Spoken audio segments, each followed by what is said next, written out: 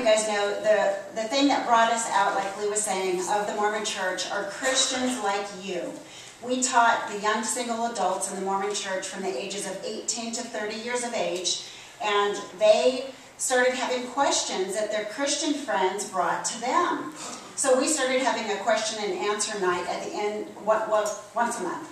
And so when they came, one guy brought his Christian friend one night, and he read the quote about Joseph Smith boasting that he had done more than Peter, Paul, even Jesus Christ himself, and just wanted to know if Lee was okay with that. And Lee said, well, I believe in the prophet Joseph Smith.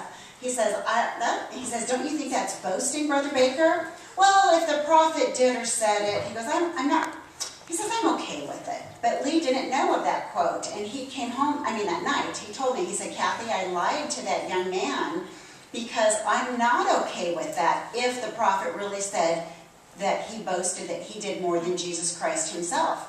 So he went that Sunday on the bookshelf of the church library, pulled the book off the shelf, and sure enough, that quote was in Church History, Volume 6, within our own church library. And he read that quote. But that young man went on to serve a mission for the Mormon Church, because at that time we didn't want to destroy other people's testimony. We were trying to stay within the Mormon Church and try to believe, just to find out about church history and still have our testimony of the Mormon Church. So it started out very innocently, just by that quote on boasting. That's what started us. And it took Lee 5 years from that point to come out of the Mormon Church.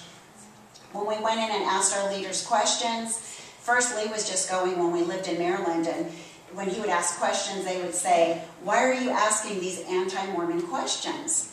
And Lee said, these aren't anti-Mormon questions. These are the questions our youth are facing that their Christian friends are asking them. And so when we moved to Colorado 3 years later, Lee had a lot more questions. He had a list of probably 10. And his questions became my questions along that time.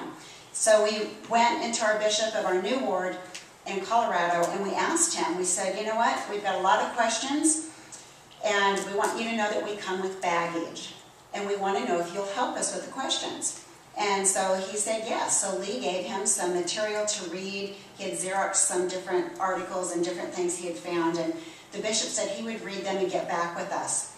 Well, two or 3 months went by, and Lee saw the bishop in the hall, and, hey, Bishop, did you have time to read those questions? And he said, no, I'm sorry, I've been so busy, and, just so much going on. Well, 2 and 3 more months would go by, and Lee would ask him again. That went on for 2 years.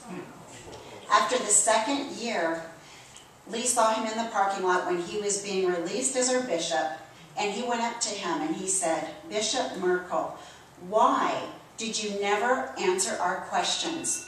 And I have to tell you this first. During that time, we were fasting, we were praying, we were going to the Mormon temple, just wanting to get answers. But all along, we were praying that God would send somebody to us within the Mormon Church who could give us answers, speak truth to us.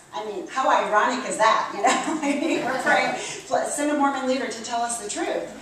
Instead, all they're telling us is it's anti-Mormon, or Sister Baker, you just need to have more faith. You need to have faith that whatever the prophet did or said was of God. They put the guilt on me. They made it as if it was my fault that I didn't have enough faith to stay within Mormonism. It was heart-wrenching. Lee, I felt like he was possessed by Satan when he first started, because he was, some of the questions he was asking were more than the youth were asking, but as he would find things, he would research and it would lead him to other things. So when he did write the book, When We Left Mormonism, A Life Under False Pretenses, he did write that with the intent of having everything from LDS references. So everything within that book, nothing is anti-Mormon. It's all Mormon scripture. It's found on either LDS.org or found within Mormon scripture. So, but when our bishop, when we got out to the parking lot and Lee asked him, why haven't you talked to us for these 2 years? He said, the Spirit of God told me not to talk to you. And I came up, because Lee said, Kathy, come over here.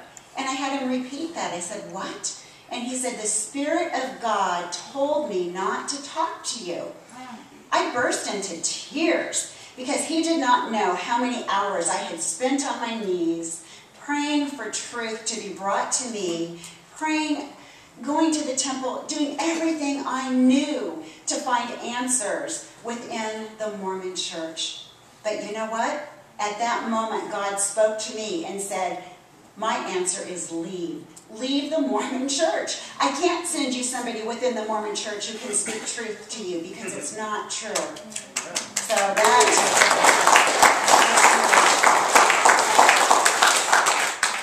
I don't want to take up all of Lee's time, but I do want to tell you there were 4 or 5 main seeds that really were planted. And I love in Matthew and in Mark where they talk about the parable of the sower and the seed. And you guys, you're out there planting seeds. Just like that first Christian started with us planting the seed of Joseph Smith boasting that he had done more than even Jesus Christ himself to keep the church together on this earth. Just something simple like that. You might think as you're talking to people, and we talked to someone last night for 20 minutes and I didn't think we were making any headway. But you know what? Even if we caused him, he said, well, I'm going to go look that up. Even if we just caused him to want to go look that up later. And we always reference by saying, go to LDS.org. Look at this, the church essay on plural marriage. Go to LDS.org. It's on there. It says Joseph took between 30 and 40 wives. Don't take my word for it. Go look on your own website. So the first thing that was huge to me was grace. I did not understand grace. And my boss, where I worked, I got hired on with Raytheon, and that was such a godsend because when they hired me on,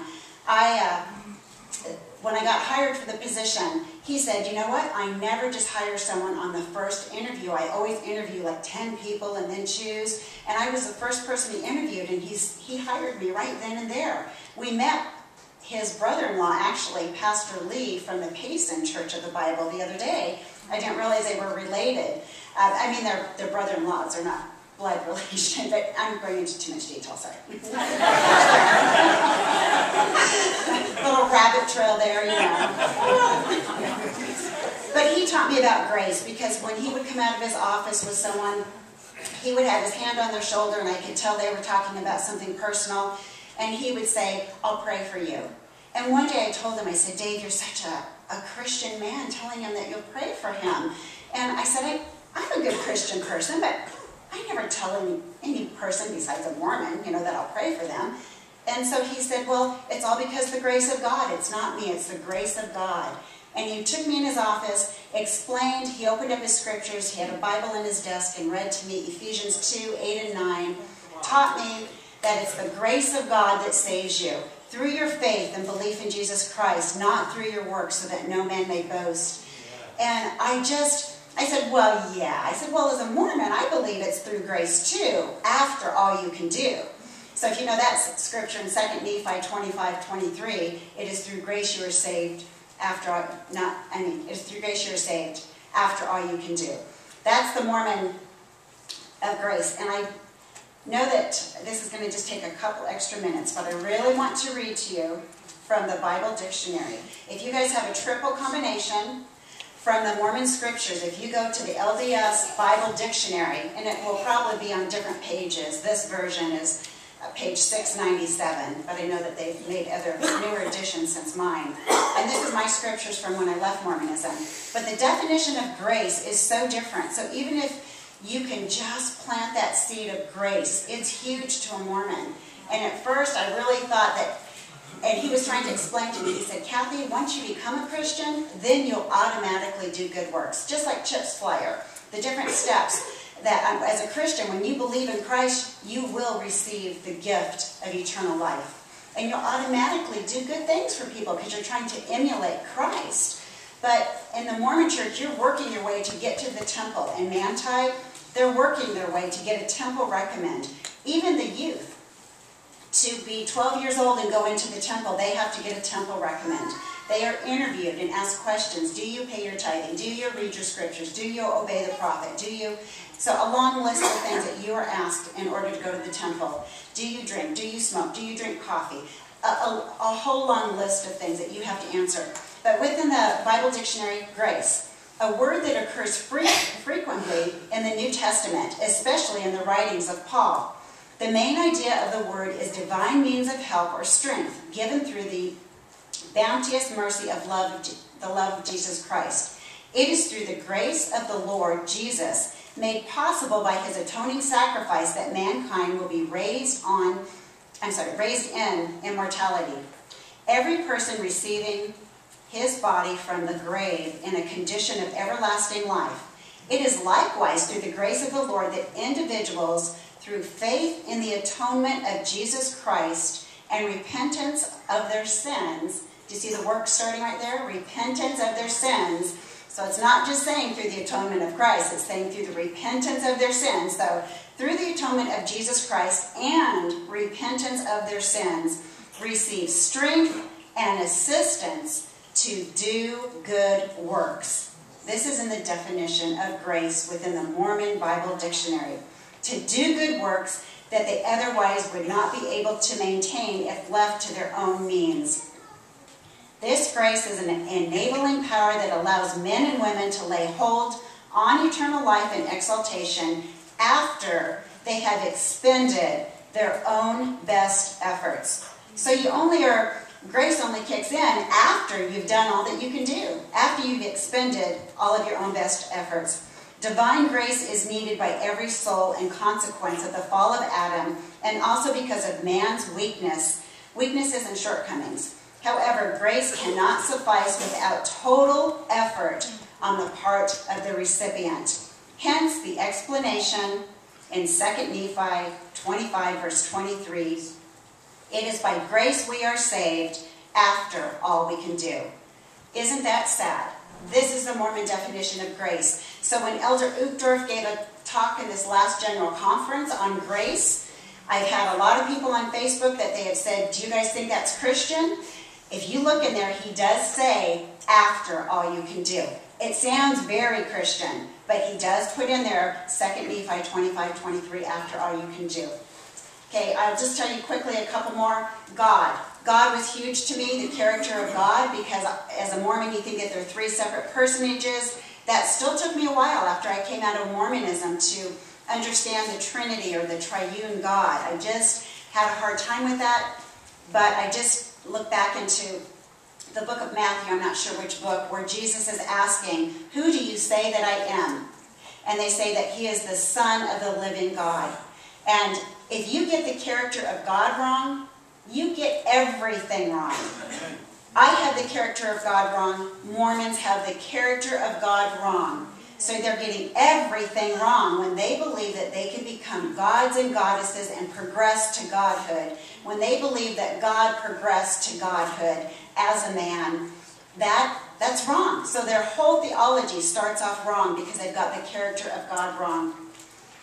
I've told several of you that a Relief Society president had given a lesson, our Stake Relief Society president, and I'll be brief on this part, where she came in, and I had never had a lesson in my 50 years of Mormonism, and she came in a few months before we left, and she said, sisters, can't you just wait until the day that you can become a goddess of your own world, with your husband at your side as a god? And that was the first time it had ever hit me. That's multiple gods. I did not ever have that hit me. I never had a lesson. We talked about it amongst the women just privately, or joking around, like my husband will never have multiple wives because I won't give him permission, because in Doctrine and Covenants 132, verse 61, it says that you have to have the permission of the first wife. Well, the church essay just came out and said Emma only knew of 4 out of the 40 wives that Joseph had. So when you read that church essay, what you have to do is look at the footnotes. In the footnotes of the church essay is where it says that Joseph had between 30 and 40 wives. So if someone questions you on that, you'll know. Okay, but I did go to my mom and I asked her, I said, Mom, I believe in one God of creation. And after having this lesson on gods today, becoming a goddess, that's multiple gods. And she told me, well, Kathy, you and Lee, that's only one God per world. You and Lee will be the God and goddess of your world. Your dad and I will be the God and goddess of our world, and so on. And how warped is that? Another sad thing is that in Mormonism, you are striving to go to the temple and go to heaven to be with your family. I'm sure you've all heard the term, families are together forever. But sadly, you're not really thinking that you're going to heaven to be with Jesus Christ and with God. You're going there to be with your family forever. And if you each have your own world, how is that going to happen? Lee will talk more about the Bible. The Bible was huge for me because the 8th article of faith says we believe the Bible to be the Word of God as far as it is translated correctly. And so Mormons can take the Bible out of the picture and they'll just let you believe that the prophet has restored things to the earth, that he's gotten revelation from God. So when they can remove the Bible, they can rewrite, and Lee goes into that. And polygamy was huge for me. So tonight, doing the 34 wives, that was, in the beginning, I thought, why are you dwelling on the past? And a lot of Mormons will say, well, yeah, that happened in the past. But if you look at the contradiction in Jacob chapter 2, verse 20, I think it's 23, yeah, 23 and verse 27, where it's talking about that you should only have one man and one woman for marriage. And also that God says that it is abominable before him, polygamy. And then that contradicts where in Doctrine and Covenants section 132, Joseph Smith commands that polygamy was accepted by the Lord, that it was commanded of Abraham, Isaac, and Jacob. He says that in the Doctrine and Covenants. Polygamy was never commanded in the Old Testament. It may have been allowed because we're allowed to have free will and free choice, but it was never commanded. But because Joseph Smith wrote down as prophecy from God that Abraham, Isaac, and Joseph were commanded to practice polygamy, that it was justified, that is where Mormons say it was commanded, and it's not. But the big thing was that it will return in heaven. So polygamy will return in heaven when they have their own worlds. Then, and a lot of Mormons don't know. They're not teaching the younger generation now about having your own worlds and having polygamy continue in heaven. But it is in Doctrine and Covenants 132, and Lee will go into more detail about that. But I just want to bear testimony to you guys that I know that Jesus is the Christ. I know that Jesus is the reason for my salvation. My belief in Jesus Christ alone. My belief is not in a man. Before, I would bear testimony of Joseph Smith, and I would bear testimony of the Book of Mormon, saying, I know it's true. I know it's false. But I do know that I have a testimony of Jesus Christ, and through the grace of God, I will receive salvation and eternal life. Amen.